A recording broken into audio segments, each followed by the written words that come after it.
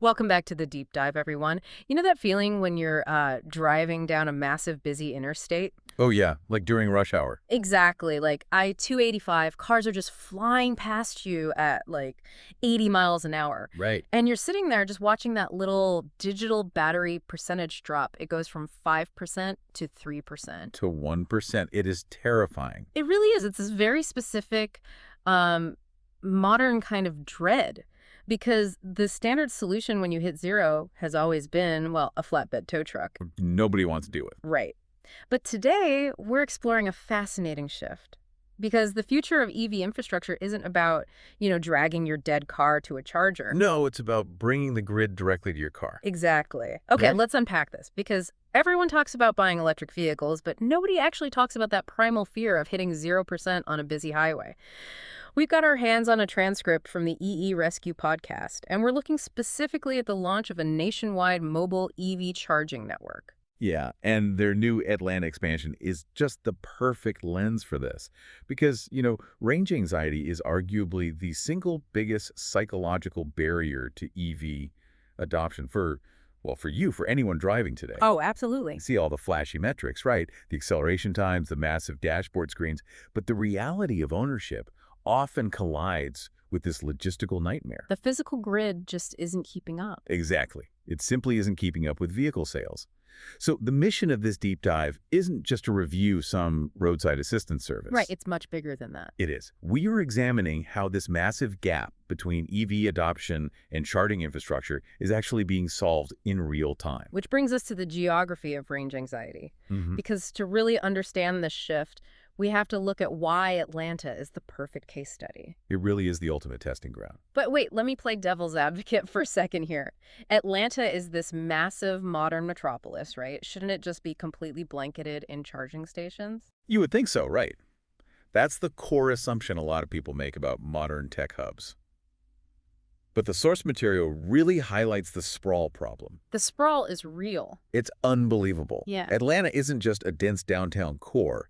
It's an entire metro area extending out in a 45-mile radius in virtually every direction. Right, like if you look at the map, you've got Marietta, Alpharetta. Roswell, Sandy Springs, Kennesaw, stretching way up north. Yeah, and then you go east, south, and west, and you hit places like Lawrenceville, Decatur, Peachtree City. Conyers, Douglasville, I mean, the list goes on. And if you're out there in those areas, you aren't exactly stumbling across a high-speed charger on every corner. No. Right.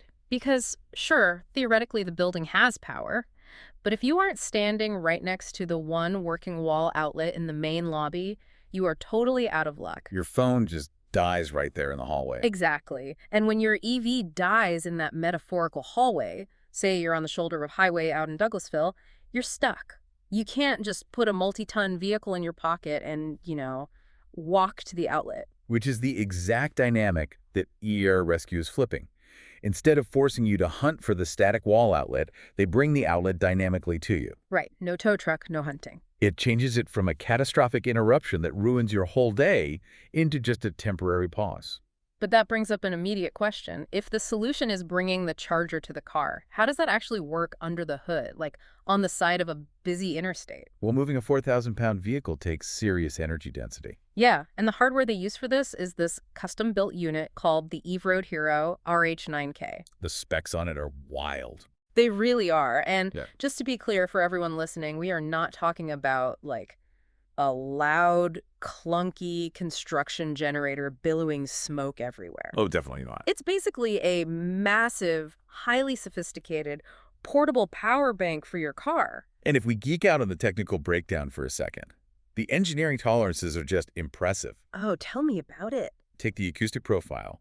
It operates at just 64 decibels from 23 feet away. Wait, really? That's, like, quieter than us talking right now? It literally is quieter than a normal conversation. You could be standing next to it on the highway shoulder and barely hear it over the ambient traffic. That's incredible, and it packs a punch, too. Oh, yeah.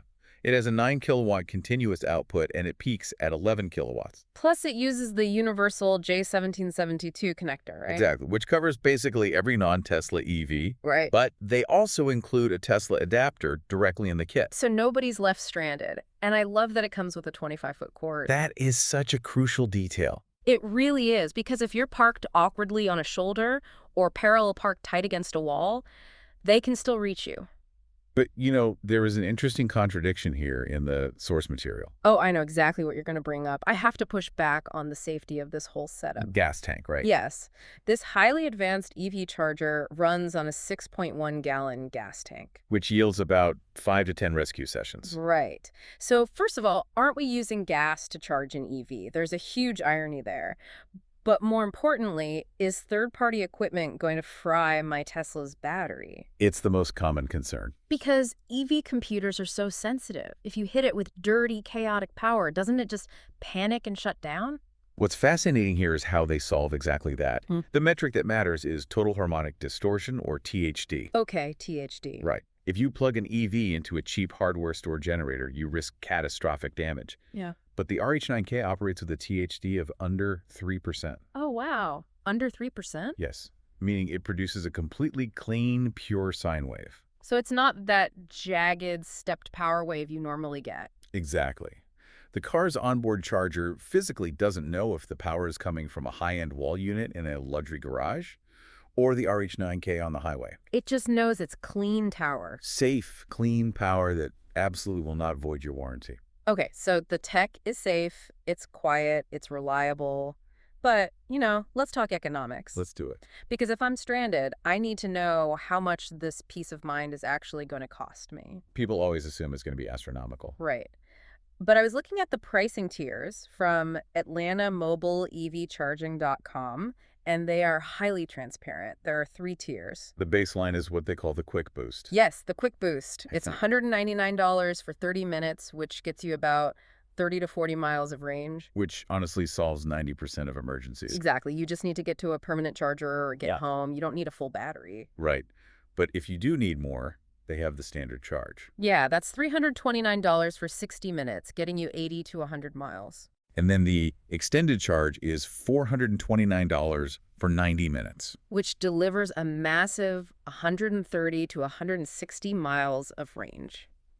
And when you compare that to the real-world cost of traditional roadside assistance, it's actually incredibly competitive. Because standard towing is a nightmare. A standard flatbed tow in Atlanta costs $150 to $400 just for the hookup in tow. Just to get it on the truck. Exactly. Plus, you risk vehicle damage from winching a heavy EV onto a steep flatbed.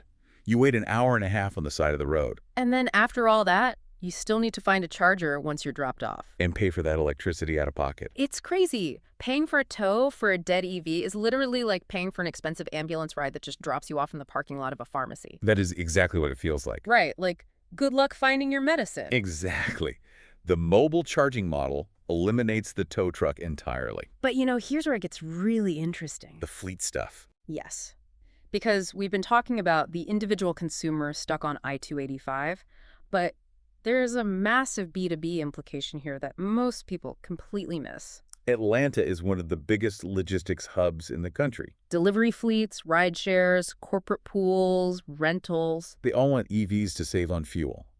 But building fleet charging infrastructure is an absolute nightmare. Oh, I can't even imagine. You're dealing with municipal zoning permits, specialized commercial electricians, trenching through concrete. And fighting through transformer shortages. The capital expense is staggering before a single van even plugs in. Which is exactly the loophole that EEE Rescue provides. They're brilliant. Instead of spending millions building infrastructure, fleet operators can just have Atlanta Mobile EV Charging show up at their depot. Daily, weekly, or on demand. No permits, no construction timelines. So if you're listening right now and you run a business or manage a fleet, this is a complete game changer. Absolutely. The volume discounts and the lack of upfront infrastructure investment make electrifying a fleet actually viable today. It totally changes the scale of the operation, which makes me wonder, if this model works so perfectly in Atlanta, how is it scaling across the rest of the country?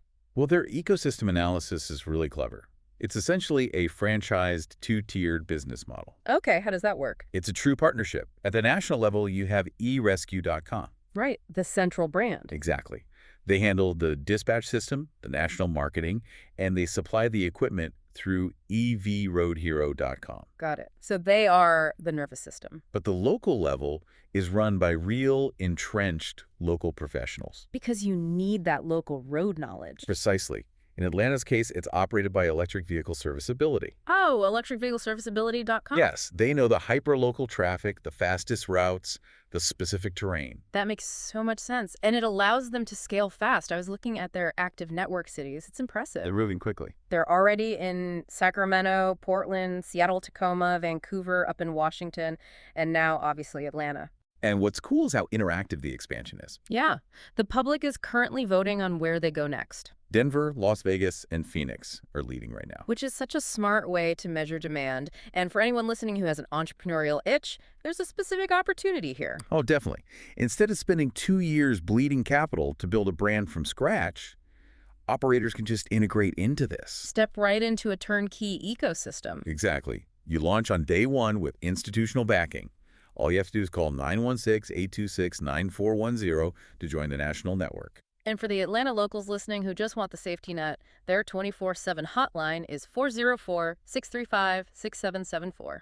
I highly recommend saving that in your phone. Literally save AtlantaMobileEVCharging.com or eRescue.com right now. Because even if you don't drive an EV yet, knowing this safety net exists entirely changes the calculus of buying one. It removes the friction. And, knowledge is most valuable when applied, so share this with your EV driving friends. Or those fleet managers who are pulling their hair out over infrastructure. I want to leave you, the listener, with a brand new concept to ponder. Oh, lay it on me. Well, if mobile charging becomes as seamless as ordering a pizza, could this completely eliminate the need for urban charging stations? Oh, wow. Think about it. Imagine a future where city dwellers without garages never actually visit a charger at all. They just have a subscription. Exactly. A subscription where their car is quietly topped off while they sleep, parked right on the street. That would change urban planning entirely. Right. Does the whole 20th century gas station model of going somewhere to refuel eventually just become obsolete? That is a fascinating thought. Something to think about next time you see an EV parked on the street. Thanks for joining us on this deep dive, friends. We'll see you on the next one. Take care, everyone.